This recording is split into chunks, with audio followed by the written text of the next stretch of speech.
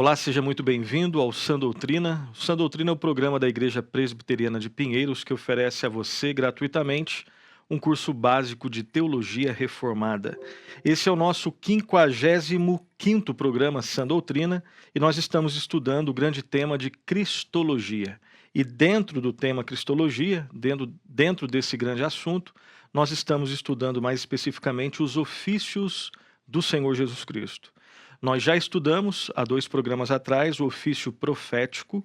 No último programa, o programa de número 54, nós começamos a estudar o ofício sacerdotal, e no programa passado, de maneira mais específica, dentro dos nossos estudos sobre o ofício sacerdotal de Cristo, nós estudamos a ideia bíblica de sacerdote e a natureza sacrificial do Senhor Jesus Cristo. Alguma dúvida que você tenha, é só é só visitar a nossa playlist, voltar no programa 53 e 54 para você ter acesso a especificamente esses 2 temas, né? Os ofícios de Cristo, o ofício profético no programa 53 e o início, né, a primeira parte do ofício sacerdotal no programa de número 54. Hoje, no programa de número 55, nós daremos continuidade aos nossos estudos sobre o ofício sacerdotal, a segunda e última parte, e nós veremos 3 grandes subtemas. O primeiro subtema que nós iremos estudar é a obra sacrificial de Cristo, que era prefigurada, ou que foi prefigurada lá no Antigo Testamento. O segundo subtema, a prova bíblica da obra sacrificial de Cristo. Existe base bíblica quando nós falamos sobre a obra sacrificial de Cristo. Nós vamos analisar de modo breve alguns textos. E o último subtópico, a obra intercessória de Cristo, dentro de outros 3 subtópicos. A natureza da obra intercessória de Cristo, a eficácia da obra intercessória de Cristo e a extensão. A obra de intercessão de Cristo, ela vale para quem? Nós falaremos sobre esses temas. Dito isso, então, vamos ao nosso primeiro subtema dentro do ofício sacerdotal do Senhor Jesus Cristo. Nós vamos refletir brevemente sobre a obra sacrificial do Senhor Jesus Cristo, prefigurada no Antigo Testamento. Algumas considerações iniciais. A primeira consideração que nós vamos fazer é que os sacrifícios lá do Antigo Testamento, eles tinham um significado típico. O que significa isso? Eles tinham um significado específico, peculiar e simbólico. De modo especial, quando nós lemos ali o livro de Levítico, além de outros livros, mas principalmente o livro de Levítico, que falava, né, que deixa bem claro os sacrifícios que eram feitos ali, os animais que eram sacrificados e que de alguma forma eles apontavam para o Senhor Jesus Cristo, nós temos ali um significado típico, um significado específico, peculiar e simbólico. Em que sentido nós estamos falando isso? Nós vamos falar daqui a pouco. E esses sacrifícios também lá do Antigo Testamento, que tipificavam um sacrifício maior, que eram sinais de algo maior que viria para frente, eles eram proféticos. Eles prefiguravam o sacrifício do Senhor e Salvador Jesus Cristo. Essa é a primeira consideração que nós vamos fazer aqui. A segunda consideração é que o Cordeiro Pascal, né, ele é considerado um tipo de Cristo. Existe uma referência que remonta especificamente ao Cordeiro Pascal. Nós vamos ler agora, vai ser projetado aí para você. O texto de João, capítulo 1, versículo 29, está escrito assim: No dia seguinte, viu João a Jesus, que vinha para ele e disse: Eis o Cordeiro de Deus que tira o pecado do mundo.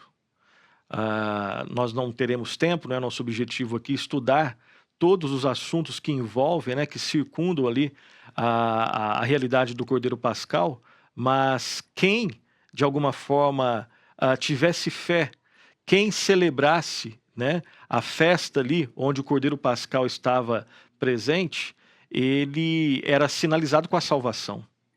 E aqui no texto de João, né, aqui no texto do Evangelho do Senhor Jesus, escrito por João, capítulo 1, versículo 29, nós temos essa frase que faz uma referência direta ao Cordeiro, à realidade do Cordeiro Pascal lá do Antigo Testamento. Eis o Cordeiro de Deus que tira o pecado do mundo. Cristo é chamado de o nosso Cordeiro Pascal, Exatamente isso, o nosso Cordeiro Pascal, lá no texto de a primeira carta de Paulo aos Coríntios, capítulo 5, versículo 7, vai ser projetado aí para você, acompanhe a leitura. Lançai fora o velho fermento, para que sejais nova massa, como sois de fato sem fermento. E aqui fermento, especificamente, quero lembrá-lo que tem a ver com pecado. E aí, continuando o texto, a última parte, pois também Cristo, nosso Cordeiro Pascal, foi imolado. O Cordeiro de Deus que tira o pecado do mundo, o Cordeiro Pascal. Perceba que essas expressões todas têm em Cristo a sua realidade máxima e perfeita. Cordeiro Pascal, né, o Cordeiro de Deus que tira o pecado do mundo.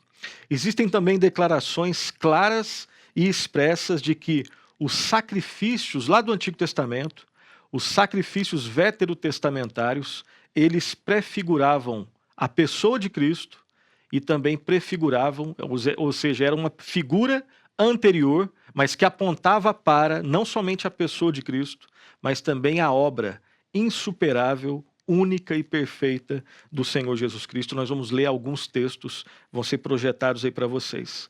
Primeiro texto, Colossenses 2,17, está escrito assim: porque tudo isso tem sido sombra das coisas que haviam de vir, porém o corpo é de Cristo. Olha só, então, tudo que aconteceu antes eram sombras. A verdadeira luz, a grande luz para quem apontavam tudo aquilo que estava sendo prefigurado, era e é o Senhor Jesus Cristo. Próximo texto, Hebreus capítulo 9, versículo 23 e 24, está escrito assim: era necessário, portanto, que as figuras das coisas que se acham nos céus se purificassem com tais sacrifícios, mas as próprias coisas celestiais com sacrifícios a eles superiores. Porque Cristo não entrou em santuário feito por mãos, figura do verdadeiro, porém no mesmo céu, para comparecer agora por nós diante de Deus. Então, de novo, né, mais um texto, agora em Hebreus, e nós vamos ler vários textos ali, especificamente da Epístola aos Hebreus, que falam sobre o sacrifício de Cristo, sobre essa relação que existe íntima, né, entre Antigo e Novo Testamento, tendo Cristo sempre no centro. Aqui é mais um texto que deixa bem claro que tudo apontava para o Senhor Jesus Cristo. Hebreus 10, versículo 1, está escrito assim: ora, visto que a lei tem sombra dos bens vindouros, não a imagem real das coisas, nunca jamais pode tornar perfeitos os ofertantes, com os mesmos sacrifícios que ano após ano, perpetuamente eles oferecem. Então, de novo, falando do aspecto provisório dos sacrifícios do Antigo Testamento, e todos eles apontando para o aspecto perfeito, insuperável do sacrifício que só Cristo poderia ofertar. Ok? Hebreus 13, 11 e 12 está escrito assim: pois aqueles animais cujo sangue é trazido para dentro do Santo dos Santos, pelo sumo sacerdote, como oblação pelo pecado, tem o corpo queimado fora do acampamento. Por isso, foi que também Jesus, para santificar o povo, pelo seu próprio sangue, sofreu fora da porta. De novo, mais um texto que deixa bem clara essa relação, né, que existe entre os sacrifícios do Antigo Testamento, o sistema sacrificial lá do Antigo Testamento, e todos eles apontando para o sacrifício perfeito de Cristo. Existem passagens também que ensinam que o Senhor Jesus Cristo realizou pelos pecadores exatamente aquilo que se dizia que os sacrifícios do Antigo Testamento realizavam pelas pessoas que faziam, né, que ofereciam esses sacrifícios. Vamos ver alguns textos. Primeiro texto, segunda carta de Paulo aos Coríntios, capítulo 5, versículo 21, lá nós lemos assim: aquele que não conheceu pecado, ele o fez pecado por nós, para que nele fôssemos feitos justiça de Deus. Gálatas 3, 13, está escrito assim: Cristo nos resgatou da maldição da lei, fazendo-se ele próprio maldição em nosso lugar, porque está escrito: Maldito todo aquele que for pendurado em madeiro.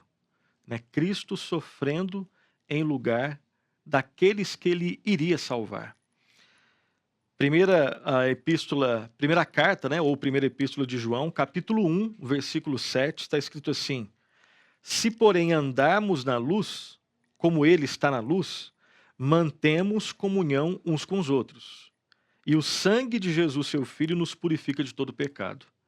Era dito, né, que os sacrifícios do Antigo Testamento purificavam. Na verdade, não eram aqueles sacrifícios, mas o sacrifício perfeito para quem eles apontavam. Então a ideia é que só existe perdão, salvação, restauração, enfim, santificação, se houver o pagamento, se houver uma substituição. Lá no Antigo Testamento existia um aspecto provisório que apontava para Cristo. É Cristo que perdoa. É somente mediante Cristo, o sacrifício de Cristo, que existe nova vida, perdão, purificação, justificação e todo o processo soteriológico, todo o processo de salvação, todo ele se cumpre na pessoa e na obra do Senhor Jesus Cristo. Sendo assim, nós podemos afirmar com toda certeza que a obra de Cristo estava prefigurada no Antigo Testamento, e esse fato aponta para o ofício sacerdotal de Cristo. Nós vimos nos programas anteriores, estudando sobre os ofícios de Cristo, quando nós falamos sobre o ofício profético, nós vimos que na essência do ofício do profeta, nós temos ali o quê? É alguém que fala da parte de Deus para o povo. O sacerdote, ao contrário, é aquele que fala da parte do povo para Deus. É aquele que faz essa mediação. O profeta faz essa mediação de Deus em relação ao povo. O sacerdote faz a mediação de baixo para cima, né, dos homens em relação ao próprio Deus. E nós vimos que deve existir uma perfeição. Cristo é o profeta perfeito. Cristo é o mediador perfeito. Ele é o sacerdote perfeito. E quando nós falamos sobre o ofício sacerdotal de Cristo, nós estamos falando do único que faz mediação perfeita e aceitável em relação a Deus, da parte dos homens em relação a Deus. Só existe possibilidade de sermos aceitos pelo Pai mediante o ofício do Senhor e Salvador Jesus Cristo. Vejamos também, né, especificamente agora, um outro subtópico. Falemos agora sobre a prova bíblica da obra sacrificial do Senhor Jesus Cristo. Primeiro, uma frase, né, eu quero que você analise com atenção essa frase. Né? Então, nós citamos textos bíblicos, mas às vezes também citamos alguns parágrafos, algumas frases de alguns teólogos. As frases dos teólogos não são Bíblia, ok? Mas elas podem nos ajudar de forma didática. Então, preste atenção, vai ser projetada aí para você uma frase do Luiz Berkoff, que é um dos autores que nós, né, estamos utilizando desde o nosso primeiro programa, né, um autor que nós gostamos bastante. Analise biblicamente essa frase que diz assim, abre aspas, a obra sacerdotal de Cristo está mais claramente apresentada na Epístola aos Hebreus, onde o mediador é apresentado e descrito como o nosso único sumo sacerdote verdadeiro, eterno e perfeito, designado por Deus, o qual toma vicariamente. E o que significa vicariamente? É como nosso substituto, substitutivamente, o nosso lugar e pelo sacrifício de si mesmo obtém uma redenção real e perfeita. Né? E aí, no caso, nós concordamos totalmente do início ao fim dessa frase, que deixa bem claro o ensino bíblico. Né? De uma maneira didática, o Luiz Berkoff, como um dos maiores teólogos sistemáticos de toda a história, né? Ele sistematiza de forma muito didática a realidade de que somente em Cristo, aquele que ofereceu-se de forma perfeita, insuperável a si mesmo e ofereceu uma obra que é perfeita e somente nele é que nós somos aceitos. Leiamos agora alguns textos, alguns vão ser mais extensos do que outros, agora um texto um pouco maior, são 10 versículos, né? Hebreus capítulo 5, do 1 ao 10, acompanhe a leitura, está escrito assim, Porque todo sumo sacerdote, sendo tomado dentre os homens, é constituído nas coisas concernentes a Deus, a favor dos homens, para oferecer tanto dons como sacrifícios pelos pecados. Olha só que nesse primeiro versículo nós temos aí boa parte da essência do ofício sacerdotal. Versículo 2: E é capaz de condoer-se dos ignorantes e dos que erram, pois também ele mesmo está rodeado de fraquezas. E por essa razão deve oferecer sacrifícios pelos pecados, tanto do povo como de si mesmo. Ninguém, pois, toma esta honra para si mesmo, senão quando é chamado por Deus, como aconteceu com Arão. Assim também Cristo a si mesmo não se glorificou para se tornar sumo sacerdote, mas o glorificou aquele que lhe disse: Tu és meu filho, eu hoje te gerei. Como em outro lugar também diz: Tu és sacerdote para sempre, segundo a ordem de Melquisedeque.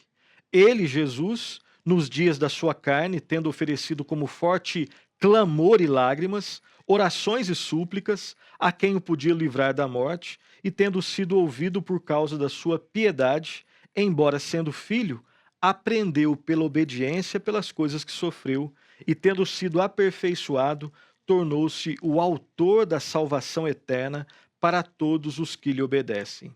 Versículo 10: tendo sido nomeado por Deus sumo sacerdote, segundo a ordem de Melquisedeque. Então perceba que esse é um texto clássico, ali em Hebreus, que fala sobre a pessoa e a obra de Cristo no centro dessa missão sacerdotal, desse ofício sacerdotal que encontra em Cristo o seu cumprimento perfeito e insuperável.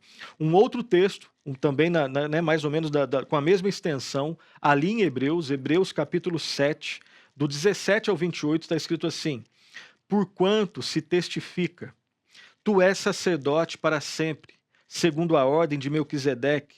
E lembre-se que Melquisedeque é um tipo de Cristo, né?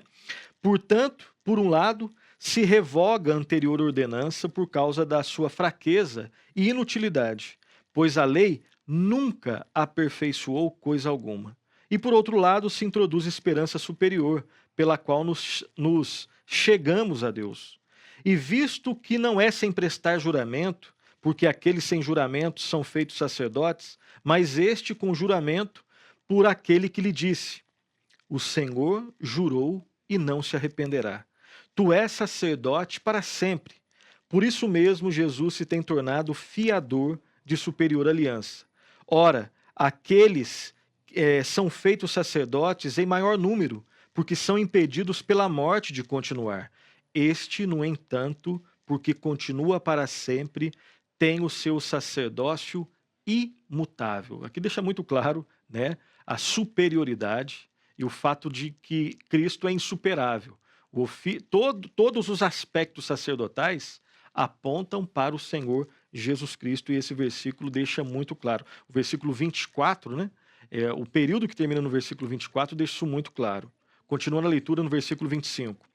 Por isso também pode salvar totalmente os que por ele se chegam a Deus, vivendo sempre para interceder por eles. Com efeito, nos convinha um sumo sacerdote como este. De que jeito? Quais são as características? Santo, inculpável, sem mácula, separado dos pecadores e feito mais alto do que os céus, que não tem necessidade, como os sumos sacerdotes, de oferecer todos os dias sacrifícios, primeiro pelos seus próprios pecados, depois pelos do povo, porque fez isto uma vez por todas, quando a si mesmo se ofereceu. E, obviamente, Cristo não ofereceu sacrifício pelos seus pecados, porque ele não tem pecado, né? Versículo 28, porque a lei constitui sumos sacerdotes a homens sujeitos à fraqueza, mas a palavra do juramento, que foi posterior à lei, constitui o Filho perfeito para sempre. Então, mais um texto dos vários que nós estamos lendo aqui, nesse nosso programa, que fala sobre a perfeição, a superioridade, o fato de que Cristo e o seu ofício sacerdotal são insuperáveis. Mas continua, tem mais.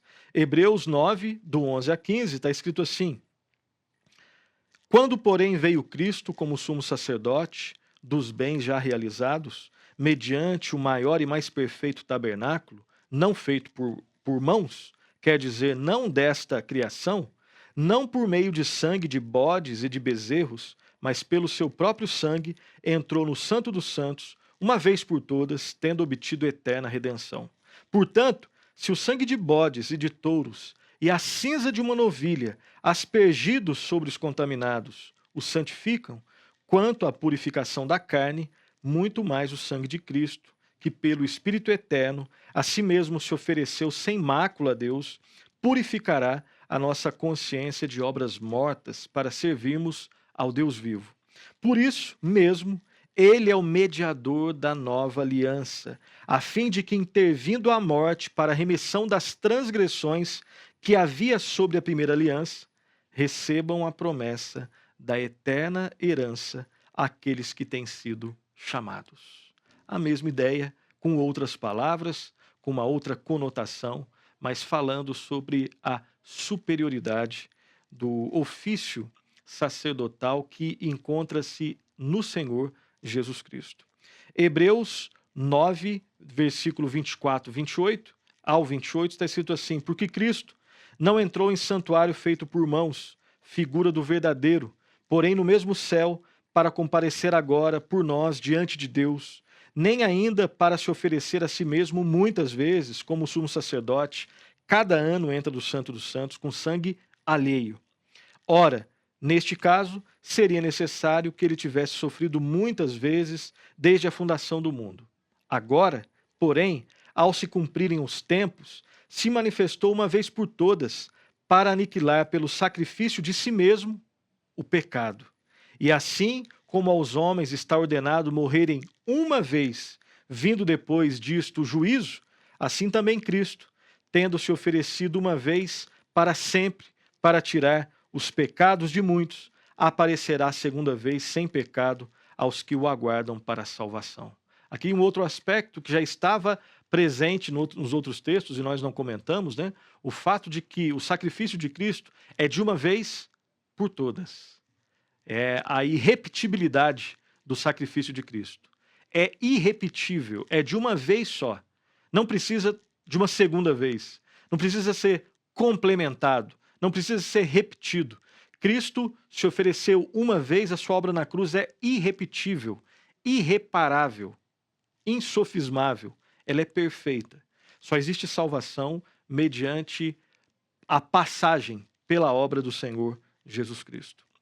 Hebreus capítulo 10, de 11 a 14, está escrito assim: ora, todo sacerdote se apresenta dia após dia a exercer o serviço sagrado e a oferecer muitas vezes os mesmos sacrifícios que nunca jamais podem remover pecados. Aqueles sacrifícios não removiam.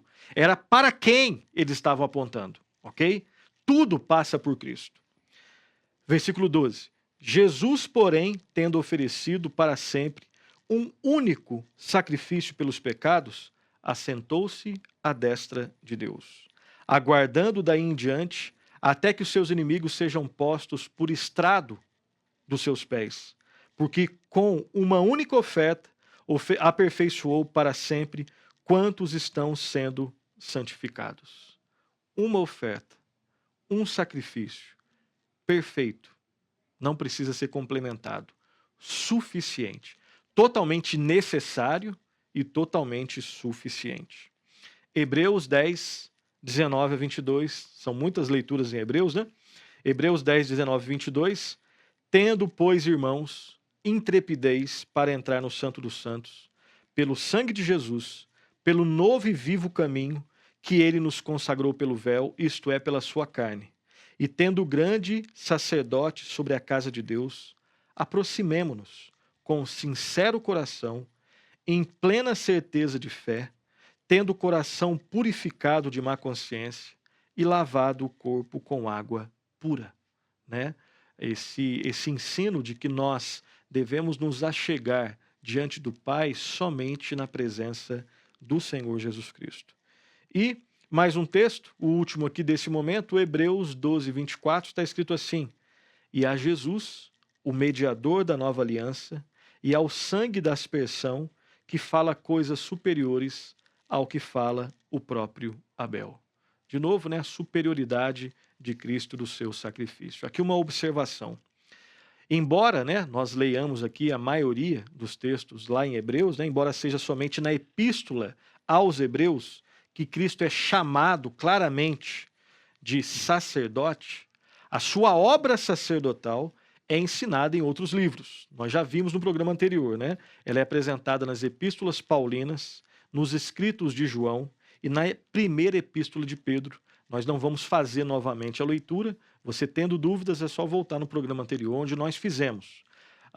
E a ideia é que o título sacerdote é aplicado a Cristo em Hebreus, mas a obra sacerdotal ela é expressa e ensinada em outros livros, tanto nos escritos de João, de Pedro e também de Paulo, e você pode conferir no programa anterior, ok? Então, resumo do que nós já vimos até agora nesse nosso programa de hoje. Nós já vimos a ideia escriturística de sacerdote e a obra sacrificial de Cristo. Agora, nós vamos estudar brevemente mais um subtópico, que é o seguinte: a obra intercessória de Cristo. O fato de que Cristo, agora já ressurreto, à direita, à destra do Pai, ele intercede pelo seu povo. A obra sacerdotal de Cristo ela tem várias facetas. Por isso é que nós dividimos em vários subtópicos. Esta é a última faceta do ofício sacerdotal do Senhor Jesus Cristo que nós estudaremos, né? Que é essa obra intercessória de Cristo. E aqui seria mais 3 subtópicos dentro desse tópico. É a obra intercessória de Cristo, a sua natureza, a natureza dessa obra, a extensão dessa obra e a eficácia dessa obra. Será que essa obra é eficaz? Será que a obra é eficaz, mas depende da gente? Enfim, vamos estudar aqui brevemente, mas de forma bem séria, sobre esses tópicos aqui. Então, primeiro ponto, a obra sacerdotal de Cristo, basicamente, diz respeito a 2 verdades. Quais são essas 2 verdades que estão ali, que marcam a obra sacerdotal de Cristo? Primeira verdade, diz respeito ao oferecimento de um sacrifício, ok? Jesus é o próprio sacrifício. Quando nós falamos da obra sacerdotal de Cristo, obviamente nós estamos falando de um sacrifício. E Cristo é o sacrifício. E a segunda verdade é o fato de que Cristo é o intercessor do seu povo. Perceba, estamos estudando os ofícios de Cristo. Estudamos o ofício profético, estamos agora terminando o ofício sacerdotal, e quando nós pensamos no ofício sacerdotal de Cristo, 2 ideias necessariamente têm de vir às nossas mentes. Primeiro, a noção de sacrifício. Cristo é o sacrifício, o único sacrifício que nos torna aceitos pelo Pai. O único sacrifício que o Pai aceita. Porque o critério do Pai é perfeição, e nada que o homem faça tem perfeição. Pelo contrário, tem imperfeição. Então é o próprio Cristo, é o próprio Pai que envia o Filho para se sacrificar em nosso lugar, e aí nós somos aceitos. Então, quando nós falamos de ofício sacerdotal, ou seja, alguém que representa os homens em relação a Deus, nós estamos falando de alguém que ofereceu um sacrifício. Cristo ofereceu um sacrifício que é Ele mesmo. E uma outra verdade é o fato de que Cristo é o intercessor, aquele que intercede pelo seu povo, aquele que intercede pelos eleitos, aquele que intercede por aqueles que se arrependem e creem nele. Jesus é o intercessor. Ele é o sacrifício e ele é o intercessor. Então, é bom sempre a gente lembrar dessas verdades básicas. Alguns textos bíblicos, 2 aqui por enquanto. João 14:16 diz assim: E eu rogarei ao Pai, e ele vos dará outro Consolador, a fim de que esteja para sempre convosco. Então, o primeiro Consolador é Cristo. O segundo Consolador é o Espírito Santo. O primeiro Paráclito era o Senhor Jesus Cristo, ou é o Senhor Jesus Cristo. O segundo é o Espírito Santo. Paráclito é o Consolador, aquele que provê consolo. Nós vamos falar daqui a pouco sobre isso. E o segundo texto, 1 de João, capítulo 2, versículo 2, está escrito assim: E ele é a propiciação, ou seja, aquele que nos torna favoráveis, né? E ele é a propiciação pelos nossos pecados, e não somente pelos nossos próprios, mais ainda pelos do mundo inteiro. Ok? Nós vamos falar brevemente, quando nós falarmos sobre a extensão da intercessão, basicamente o que significa pelos do mundo inteiro, tá? Mas por enquanto somente esse versículo. João, um comentário aqui sobre esses dois textos, comentário bem breve sobre João 14,16 e sobre 1 de João 2,2. O texto de João 14,16, ele sugere, ele dá a entender que Jesus é o nosso paráclito, né? E isso é explicitamente afirmado em 1 de João 2,12. Então, aquilo que em João 14,16 está implícito, é explicitado em 1 de João 2,12, os dois últimos textos que nós acabamos de ler, ok? O termo paráclito significa alguém que é chamado para auxiliar um advogado. É aquele que de alguma forma vai auxiliar o trabalho do advogado. Alguém que pleiteia, alguém que defende a causa de outro. Alguém que vai consolar, alguém que vai realmente ajudar. Cristo, como o advogado do cristão, pleiteia a causa junto ao Pai contra Satanás. Jesus Cristo foi e é o nosso primeiro paráclito. E o Espírito Santo é o nosso segundo paráclito, segundo consolador. Alguns textos que falam um pouco sobre essa realidade. Primeiro texto, o texto do profeta Zacarias, capítulo 3, versículo 1. Deus me mostrou o sumo sacerdote Josué, o qual estava diante do anjo do Senhor, e Satanás estava à mão direita dele para se lhe opor. E nessa tensão e nessa guerra, quem nos defende é o Senhor Jesus Cristo. Próximo texto, o texto de Hebreus, capítulo 7, versículo 25. Por isso também pode salvar totalmente os que por ele se chegam a Deus, vivendo sempre para interceder por eles. Quem intercede por nós é o Senhor Jesus Cristo. 1 de João, capítulo 2, versículo 1. Filhinhos meus, estas coisas vos escrevo para que não pequeis. Se todavia alguém pecar, temos advogado junto ao Pai, Jesus Cristo, o justo. E mais um texto, Apocalipse 12, 10. Então ouvi grande voz do céu proclamando: agora veio a salvação, o poder, o reino do nosso Deus e a autoridade do seu Cristo, pois foi expulso o acusador de nossos irmãos, o mesmo que os acusa de dia e de noite diante do nosso Deus. Então, textos que ensinam, que dão base para aquilo que nós afirmamos, o Senhor Jesus Cristo como nosso defensor. Falemos agora sobre a natureza da obra intercessória do Senhor Jesus Cristo. Algumas verdades. Primeira delas, a obra intercessória de Cristo se baseia no seu sacrifício expiatório, no seu sacrifício substitutivo. Segunda verdade, a obra intercessória de Cristo é uma continuação da sua obra sacerdotal. Como sacerdote, ele intercede por nós. Como sumo sacerdote, o nosso representante perfeito em relação ao Pai, ele intercede por nós. Terceira verdade, a obra intercessória de Cristo finaliza a sua obra sacerdotal. O último ato da obra intercessória de Cristo é a sua constante e perfeita intercessão ao Pai em relação ao seu povo. Ele faz intercessão pelo seu povo para o Pai Celestial. Talvez aqui você esteja fazendo alguma pergunta, e talvez a pergunta seja essa: onde a natureza da obra intercessória de Cristo está baseada? Qual é a base dessa doutrina? Vamos ler alguns textos que vão deixar bem claro a base da doutrina da intercessão de Cristo, ok? Da obra intercessória de Cristo. Romanos 8, 24 está escrito assim: porque na esperança fomos salvos. Ora, esperança que se vê não é esperança, pois o que alguém vê, como o espera? Então perceba que existe uma expectativa por parte do povo de Deus, e essa expectativa tem em Cristo o seu centro. Cristo é aquele que cumpre a expectativa, as expectativas corretas do povo de Deus, ok? Hebreus capítulo 7, versículo 25, por isso também pode salvar totalmente os que por ele se chegam a Deus, vivendo sempre para interceder por eles. Esse é um texto mais claro, que deixa bem claro que somente somos aceitos pelo Pai mediante o Senhor Jesus Cristo. E Cristo faz intercessão pelo seu povo em relação ao Pai.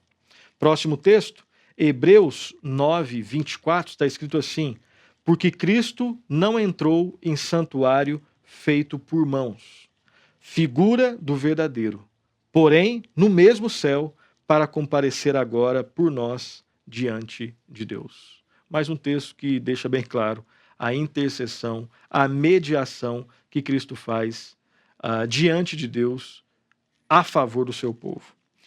E uma última informação aqui sobre esse ponto: a obra intercessória de Cristo não se limita à oração intercessória. Quando nós falamos da obra intercessória, obviamente estamos falando da oração, do fato de que Cristo ora por nós. Ele intercede por nós. Mas tem mais do que isso, tá? A oração está incluída, mas há mais elementos do que a oração quando nós nos referimos à obra intercessória de Cristo. Como intercessor, olha só o que Cristo faz além de orar. Em primeiro lugar, ele apresenta continuamente seu sacrifício a Deus Pai como base de todas as nossas bênçãos necessárias. Como base de todas as bênçãos necessárias para o povo de Deus. Além disso, Cristo reivindica persistentemente essas bênçãos para eles de acordo com a necessidade do seu povo. Um terceiro ato que Cristo faz, além da oração, Cristo responde a todas as acusações proferidas contra o seu povo por Satanás. Cristo responde. Mais uma quarta, além da oração, Cristo consegue perdão de todo o erro que é com justiça atribuído ao seu povo. O povo de Deus ainda erra, ainda peca, mas Cristo morreu para o perdão desses erros, para o perdão do seu povo em relação a esses erros. Então Cristo consegue perdão de todos os pecados. Isso aqui é maravilhoso, isso aqui é salvador, só isso aqui é salvador. E por fim, além de orar, e além dessas quatro, um quinto ato, uma quinta atitude de Cristo, além da oração, é que Cristo apresenta a Deus o culto e o serviço do seu povo, tornando-os aceitáveis por sua própria retidão.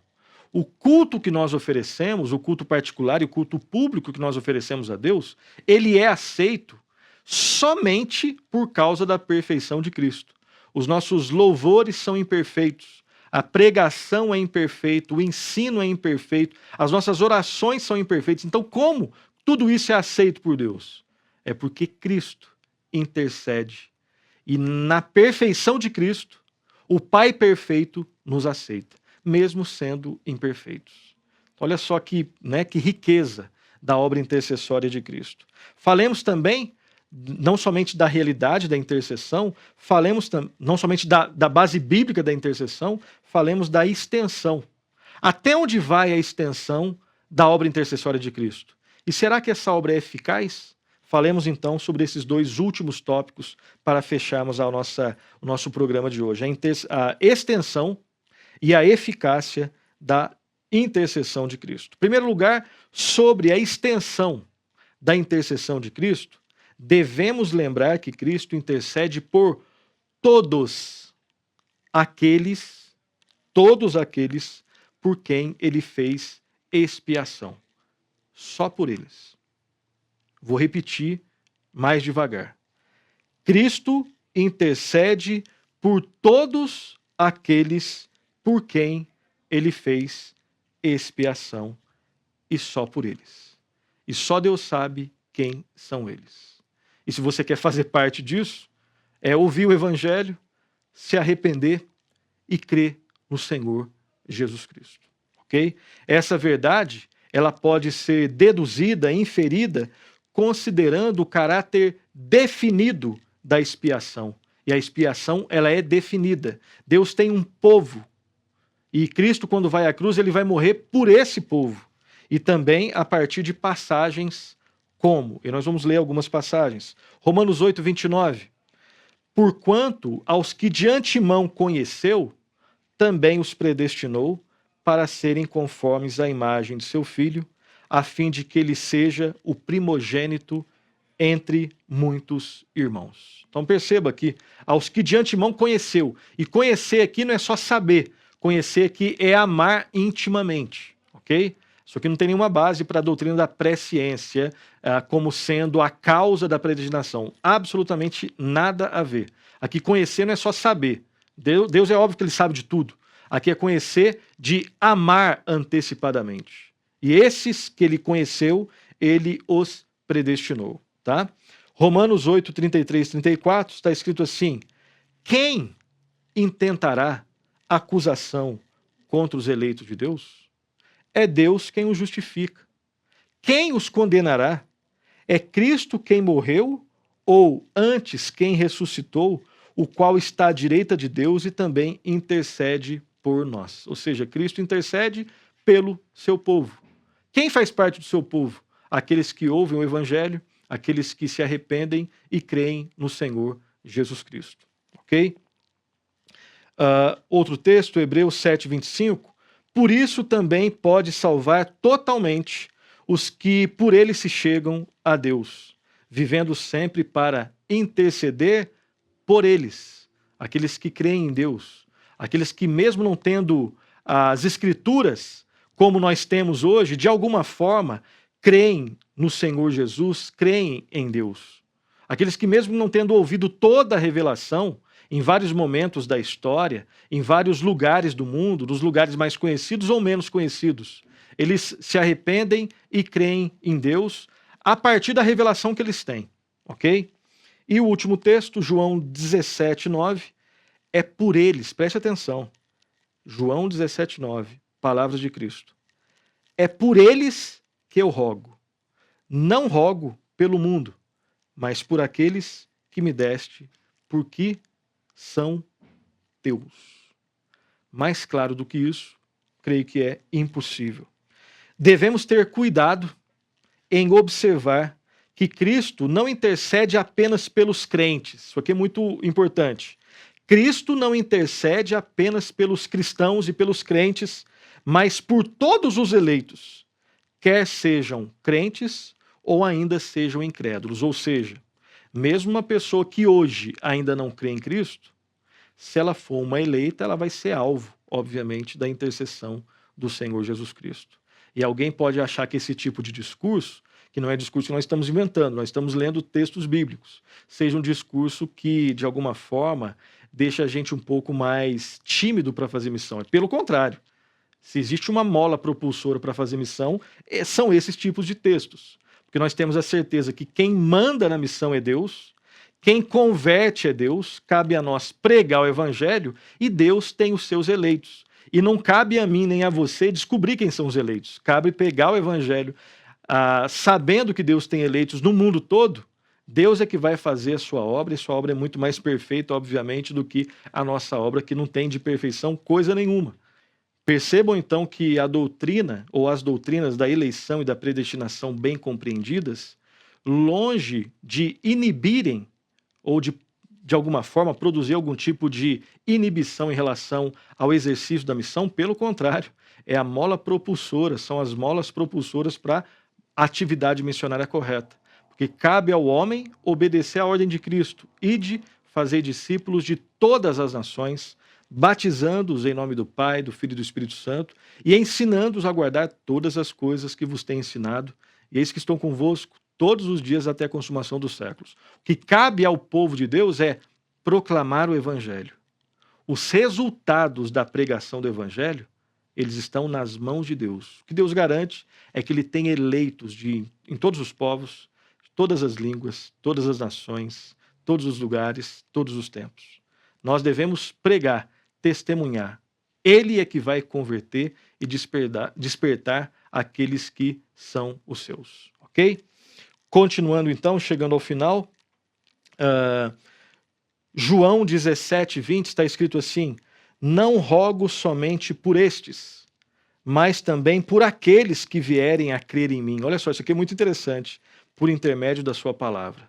Então a obra intercessória, ela diz respeito a todos os eleitos, aqueles que já são hoje, aqueles que já aceitaram, né, o convite do Evangelho, e aqueles que ainda hoje são incrédulos, mas um dia crerão no Senhor Jesus Cristo. Nós não sabemos quem são, Deus sabe, e nós devemos fazer a obra da evangelização. Então aqui nós falamos sobre a extensão da obra intercessória para o povo de Deus. E a eficácia? Sobre a eficácia da intercessão de Cristo, nós devemos lembrar que Cristo está diante do Pai como um intercessor autorizado pelo Pai, ou seja, como alguém que pode fazer reivindicações legais. Ele é o advogado perfeito. O que Cristo pede ao Pai, ele pede por uma questão de direito e, portanto, suas orações em favor do seu povo, elas nunca falham. As nossas orações falham, as de Cristo não, nunca. E por fim, as orações de Cristo pelo seu povo estão baseadas em sua obra expiatória, substitutiva, redentora, salvífica, e ele merece tudo o que ele pede. Tudo o que ele pede. Ou seja, alguém que é alvo da intercessão de Cristo nunca vai se perder totalmente. Pode se desviar, mas se é de Cristo, vai voltar. Porque a oração de Cristo, ela absolutamente não falha. Ok? Terminando, então, o nosso programa de hoje com as considerações finais e aplicações. Em primeiro lugar, nós podemos perceber claramente que existe uma unidade perfeita entre Antigo e Novo Testamento. O que é prometido no Antigo é cumprido e de modo perfeito no Novo Testamento. Aquilo que é anunciado no Antigo é perfeitamente cumprido no Novo Testamento. Então, embora esse não seja o nosso tema central, quando nós estudamos os ofícios de Cristo, o ofício profético, o ofício sacerdotal, Deus permitindo no próximo programa, o ofício real, nós vemos essa perfeição, a perfeição da unidade da revelação do Deus triuno.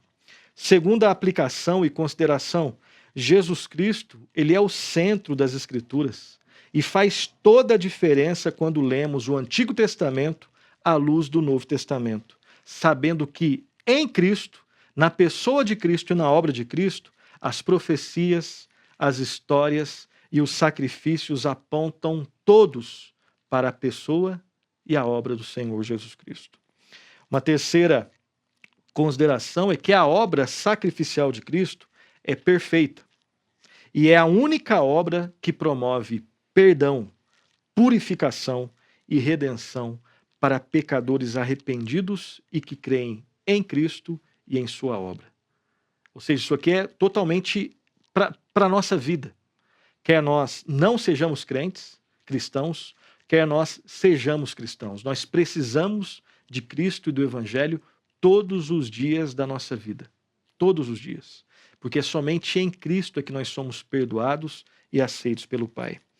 A obra intercessória de Cristo, ela é ensinada claramente nas Escrituras e ela se estende a todos os eleitos. Nenhum daqueles por quem Cristo morreu se perderá e somente aqueles por quem Cristo morreu serão salvos. Ou seja, o funil é Cristo, a porta é Cristo. Ele é a porta estreita, ele é o caminho difícil, ele é o único Salvador, ele, somente Cristo. A Bíblia diz respeito a Cristo. Cristianismo ou é 100% Cristo ou é qualquer outra coisa menos cristianismo. Sua obra intercessória é perfeitamente eficaz e nada pode frustrá-la. Absolutamente nada pode frustrá-la. E a última aplicação, que nossas vidas sejam marcadas por arrependimento e por fé em Cristo Jesus, em sua obra perfeita na cruz e na sua perfeita ressurreição. Ele é o nosso sacerdote perfeito, o sumo sacerdote que intercede ao nosso favor, e a sua intercessão, ela é perfeita. Oremos e confiemos no Senhor Jesus Cristo de todo o nosso coração. Nós vamos fazer duas indicações bibliográficas aqui para você que quer alargar um pouco mais, se aprofundar um pouco mais nesses temas. O volume 3 da Dogmática Reformada do Herman Bavinck, Aqui tem um capítulo específico que fala sobre Cristologia e que também vai falar sobre os ofícios de Cristo. Esse teólogo aqui vale muito a pena conhecê-lo, ok?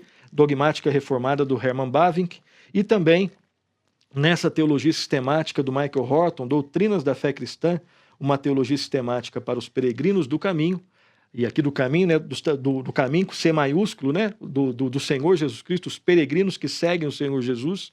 Aqui nós temos também um capítulo específico de soteriologia, de cristologia mais especificamente, onde o autor também trabalha e expõe numa linguagem um pouco mais moderna o assunto que nós tratamos aqui hoje, os ofícios de Cristo, especificamente o ofício sacerdotal. Assim nós terminamos o Sã Doutrina de hoje. Bons estudos e que Deus muito abençoe.